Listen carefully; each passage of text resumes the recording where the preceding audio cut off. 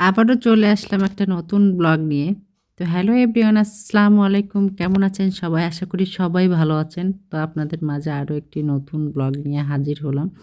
আর আজকের ব্লগটি খুবই স্পেশাল একটা ব্লগ। কারণ আমাকে বলছে আমার জন্য নাকি অনেক, অনেক সারপ্রাইজ আছে। তো আসলে আমি কি সারপ্রাইজ আমি নিজেও জানি না। তো দেখতে হলে ফুল ব্লগটি দেখতে হবে। তো চলেন। আর এই যে আজ আমাকে দুপুরের পর থেকে মানে সকাল থেকে এটা নিয়ে প্ল্যান হচ্ছিল অনেক। মানে আমি ছাড়া আরকি রাফারাই প্ল্যান করতেছিল। আমি আসলে জানিই না। তো পরে এই যে আমাকে বারবার বলতেছিল দুপুরের ভাত খাওয়ার পরে যে গুছিয়ে নেয়ার জন্য। কারণ দ্রুত রেডি হয়ে একটু মানে বেলা থাকতেই বাইর হতে হবে। তো এইজন্যই আরকি আমি রেডি হলাম ঝটপট, যেহেতু সারপ্রাইজ আছে। তারপরে সিম্বাকে সুন্দর করে বুঝালাম যে সুন্দর করে বাসায় থাকার জন্য, আমরা না আসা পর্যন্ত কোনো দুষ্টামি যেন না করে। তারপরে এই যে আমরা চলে যাচ্ছিলাম, আমাকে নিয়ে যাওয়া হচ্ছিল। দেখি কি সারপ্রাইজ আসলে আমার জন্য ওয়েট করতেছে। তারপরে এই যে আমাকে রাস্তার পাশে দাঁড় করায় দেখি ২ জন ফুল, তারপরে কেক, এটা সেটা মানে কেনাকাটা করতেছে। আমি মনে করলাম যে কি ব্যাপার? মানে অলরেডি আমাকে একটা ফুল দেয়া হয়ে গেছে। তো এটার জন্য আরকি বুঝতেছিলাম না আসলে ওদের মানে অ্যাক্টিভিটি দেখতেছিলাম আরকি। তারপরে এই যে আমরা আসলে একটা মাওয়া রেস্টুরেন্টে বসি আরকি। ওদের সাতক্ষীরাতে এটা। খুবই পপুলার একটা, অনেক পুরানো একটা রেস্টুরেন্ট। তো এখানে আমরা যাওয়ার পরে আ গেছি। আর এখানকার খাবারটা আমার বেশ ভালো লাগে অন্যান্য জায়গার থেকে। তো চলেন আসলে ভিতরে যাওয়া যাক। কি আছে সারপ্রাইজ দেখাই যাক। অলরেডি আমাকে একটা ফুল অলরেডি আমাকে ফুল কিন্তু দিয়েই দিছে। তারপরে এই যে যাওয়ার পরপরই মানে আরও একবার সুন্দর করে আরকি আ আমাকে ফুল দেয়। দিয়ে অনেক কিছুই আরকি অনেক কিছু বলে। আমি সেসব শুনে অনেক লজ্জা পাই আর অনেক হাসার চেষ্টা করতেছিলাম। মানে হাসি আটকানোর চেষ্টা করতেছিলাম। সেটা হলো আপনাদের হেয়ালি না করে সেটা বলি আরকি। জীবনে ১ম বার আমার ম্যারেজ ডে পালন করতেছে এত মানে সারপ্রাইজ দিয়ে।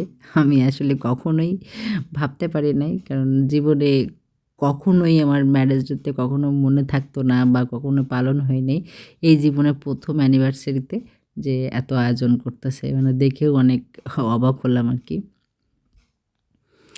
তবুও বলব আলহামদুলিল্লাহ জীবনে ১ম বার হইলেও মানে অনুভূতিটা ভালো ছিল।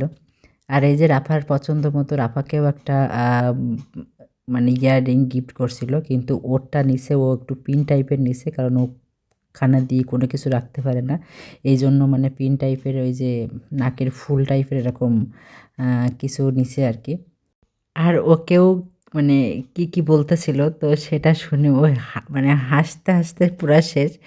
আ যাই হোক, আর এই যে ফাইনালি কেক কাটা শুরু হয়ে গেছে। কারণ এই কেকটা নাকি ২ দিন আগে অর্ডার দিছে। তো সে কোনো কিছু কিনতে পারে না। তারপরেও সে নিজে এতগুলো অ্যারেঞ্জ করছে। এটাই আলহামদুলিল্লাহ, আল্লাহর কাছে শুকরিয়া। ভালো লাগছে অনেক। একটু হইলেও স্পেশাল ফিল হইছে।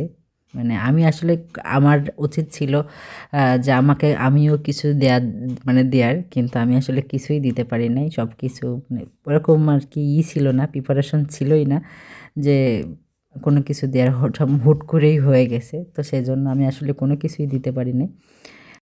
এরপরে আমরা খাওয়া-দাওয়া করি এখানে।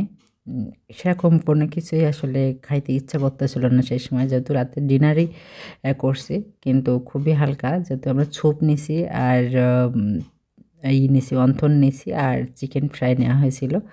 আর মনে হয় একটা হলো প্যাকেজ নেওয়া হয়েছিল যে রাইসের। তো সেটা রাফা খাইছিল। আর আমরা চিকেন ফ্রাই আর স্যুপটাই খাইছিলাম আর অন্থনটাই খাইছিলাম। অনেক মজাও হয়েছিল। খাওয়া-দাওয়া আসলে যাই হোক না কেন সেটা বড় কথা না। কারণ সবসময়ই আমরা এখানে ওখানে খাই। ওটা নিয়ে কোনো ইন্টারেস্ট নাই। কিন্তু সবথেকে বিষয় একটা বড় জিনিস আমার কাছে।